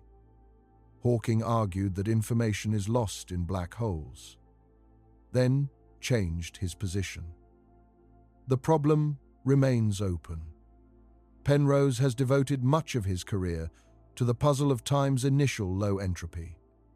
He treats it as the central explanatory challenge in all of physics. Carroll has argued it's the most important unsolved problem in fundamental science today. Not because it's technically the hardest, but because it connects everything: cosmology, quantum mechanics, thermodynamics, philosophy of mind, the nature of consciousness, the question of what time fundamentally is. All of them intersect at the arrow of time. Solving it would not just answer a puzzle. It would transform our understanding of what existence means. What it means to be a physical system in a universe that has a past and a future. What it means to be the kind of thing that can notice the arrow and wonder where it came from. The broken glass stays broken. The coffee goes cold.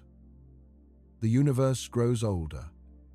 And you, right now, in this moment that already belongs to the past by the time you finish processing it, are living the arrow of time from the inside. Every breath is a thermodynamic process, increasing entropy. Every thought burns glucose and releases heat. Every memory is a physical record of a past event stored in modified neural architecture. Every moment of experience is the universe doing what it does, moving from lower entropy to higher, moving from the extraordinary past to the ordinary future, in the only direction it ever goes. There's something almost vertiginous about the full picture. The arrow of time is the most intimate and personal feature of your existence. It's what makes you a self with a history and a future. It's what makes music have a melody. It's what makes stories possible. It's what makes love possible because it unfolds over time. It's what makes loss real because the past can't be recovered. It's what gives everything its texture, its shape, its meaning. And all of it traces back to a single fact. The universe began in an extraordinarily ordered state, an almost impossibly ordered state. A state so special that its probability of arising by chance is a number that makes the number of atoms in the observable universe look negligible. From that one fact, everything follows. The broken glass, the cooling coffee, the aging face, the fading memory, the sense that there is a now and a not yet, the sense that the past is real and the future is open. The difference between remembering and anticipating. The difference between regret and hope. Every thread of the felt texture of existence is a shadow cast by the thermodynamic history of the universe. This is either deeply satisfying or deeply unsettling. Probably both. Satisfying because it connects the intimate to the cosmic. Your experience of a moment passing is the universe's entropy increasing. You are not separate from the thermodynamic evolution of the cosmos. You are part of it, an expression of it. A temporary eddy of order in the long, irreversible flow from low entropy to high. Unsettling because it suggests that the arrow of time is not written into the fundamental laws. It's not built into the deepest mathematics of the universe. It's emergent, a consequence of where we are in the universe's thermodynamic history, not of what the universe fundamentally is. The laws of physics don't care which way time goes. We are the ones who care. Because we're the kind of thing that can only exist partway up the entropy mountain, complex enough to think, fragile enough to be changed, ordered enough to have memories, temporary enough to have futures, built from the kinds of processes that are only possible during this brief, productive middle phase of a universe evolving from an extraordinary past toward a featureless end. We live in the window. The long window between the extraordinary beginning and the empty heat death, where entropy is being generated in ways that create complexity, where stars burn and chemistry happens and minds form and time has content. You've always known this without knowing it. From the moment you first understood that yesterday was behind you and tomorrow was ahead. Before you ever heard the word entropy. Before you ever knew there was a question to ask. The universe was already teaching you its most fundamental lesson. Time flows because the universe had a beginning.